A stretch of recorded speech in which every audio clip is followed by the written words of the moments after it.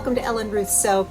I'm Ellen, and today we're going to make a goat milk soap using this fragrance from Wholesale Supplies Plus. It's called Alpine Frost, and this smells really, really good. It's got a very piney back note, freshness to it. It smells like you're in the deep woods, the snow-filled deep woods. It's just good.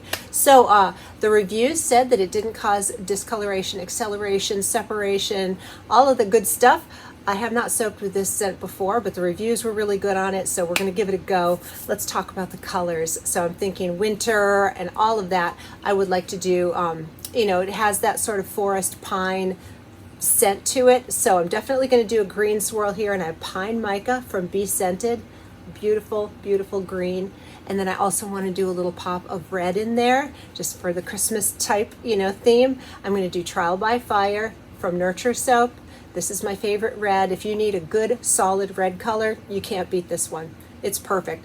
So these two together, I might do some piping on top. I'm still thinking about it for inspiration. I might do like some berries and leaves on top just to wrap up that sort of foresty, woodsy fragrance. But I'll know. By the time I get all my oils and things prepped, I will know what we're doing on top. So let me get everything pulled together, do a little more thinking, and let's come back and make some Alpine Frost soap. All right, we are back for soap additives time, but before we get to that, I want to show you, I decided I'm going to do some piping on top. So I have a little standard leaf tip here and a small open hole tip, and these are just generic piping tips, so they don't have like a number on them, but that's what we're going to do. I'm going to do some red berries and then some leaves around them just to make the top extra special.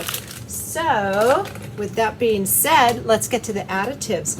I have this is called milk in oil method, because this is the oil, this is the milk, we're putting it in the oil. I prefer to do my milks this way. I can get a nice large amount of milk in the soap and still make my lye solution very simply and all of that. So milk and oil, here is my goat milk. This is farm fresh raw organic goat milk. I do freeze it, and then I've thawed it out for today's project. Going in here, and then I'm going to add my standard colloidal oats and kaolin clay that I love to add to my soaps, just because I think they give the bar such a nice feel in the lather. That's why I add it all in there. All right, this is a 2 tablespoon scoop, so 2 tablespoons of colloidal oats, 2 tablespoons of white kaolin clay, and let's get this blended up and get moving forward.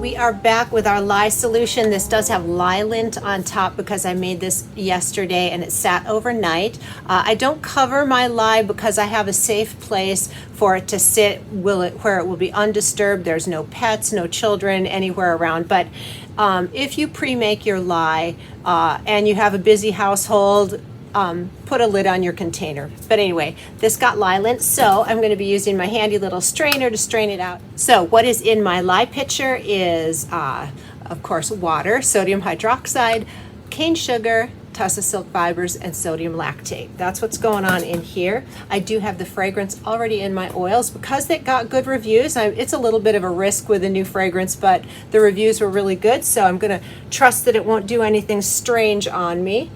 And let's go ahead and get our lye in here, and then we'll split off for our colors. I want to do a little hanger swirl in the body, and then I'll save off a little bit of this soap for the piping on top. I do not make a special batch for the piping. I just use this batter that I save off a little. And it's kind of a guesstimate how much to save off, and oftentimes I will save off too much, and so I always have my little flower mold off to the side. If I have extra piping, it doesn't go to waste, it goes in there.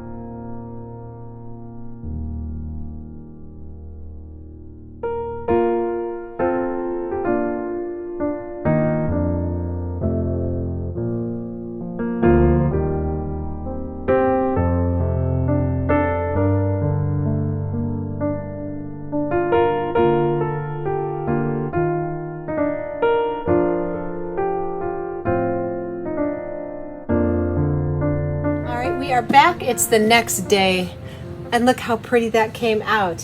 I did have the lid on this. I didn't cover it with a blanket, but this did go through gel phase. I get asked a lot with goat milk soaps, should I put it in the fridge? That's a personal preference. I like gel phase even in my milk soaps, but a lot of people don't like to gel their milk soaps, so that's a whole other topic. These did go through gel phase, and I think they're so cute.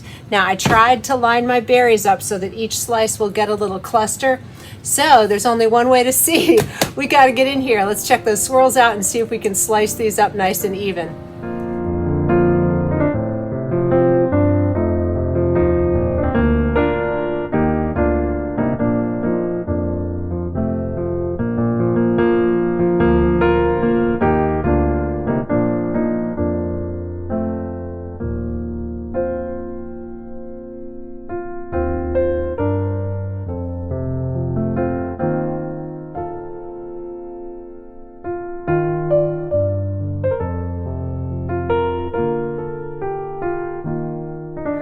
Back with the lovely Olga, and I want to talk about how dark it is right there in the middle.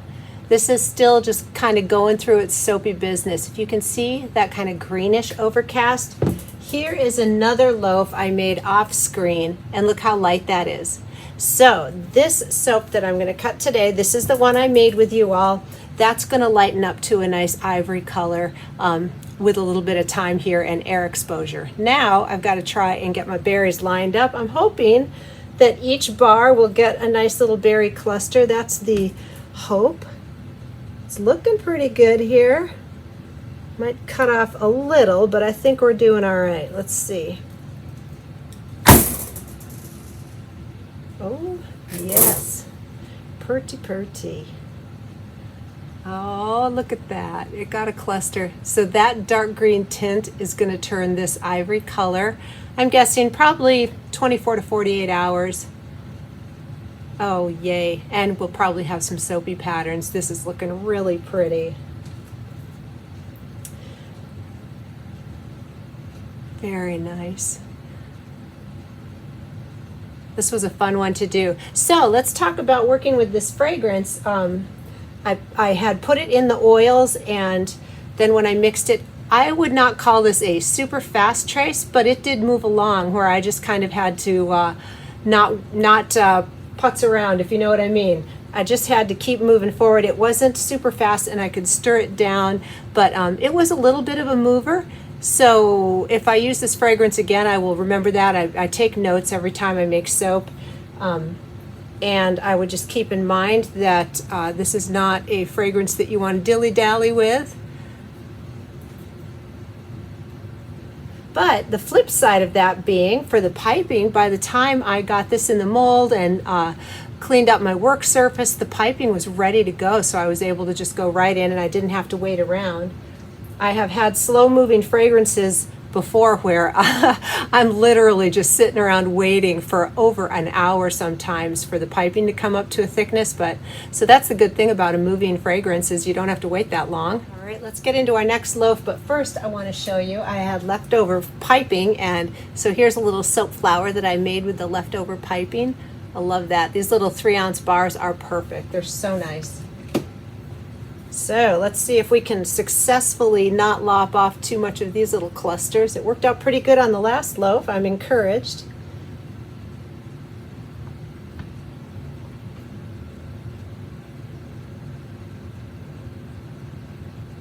Okay.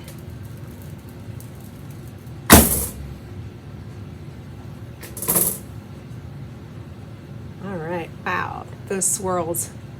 And we got the cluster. Yay! Super happy about that. Oh, these smell fresh.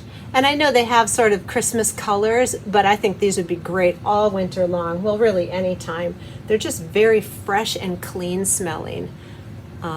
So yeah, but the Christmas theme is there, no doubt. All right, we'll get into our last loaf here. Let me show you again. There's the darkness, and here's what it's going to finish out at. So that's beautiful, I think. Let me turn it this way. So yeah, I mentioned about goat milk or any milk and gel phase. I have a girlfriend who makes exclusively goat milk soap. They raise their own goats and milk them, and her soaps are fabulous. And she does not do gel phase on any of her soaps. She makes the soap and pops it immediately into the refrigerator to literally stop the gel phase on purpose. And her soaps are phenomenal. Look at that swirl. So again, it's just a preference. One of the reasons I like gel phase is I think that the colors are a little more poppy, a little brighter, and not quite as pastel. I think it unmolds a lot quicker when I have gel phase. So you can see the migration color there. It's kind of cool. In other words, they firm up really fast. Because what gel phase is the heating up of the soap. It's the actual cooking and saponification going, and so gel phase just sort of speeds that along.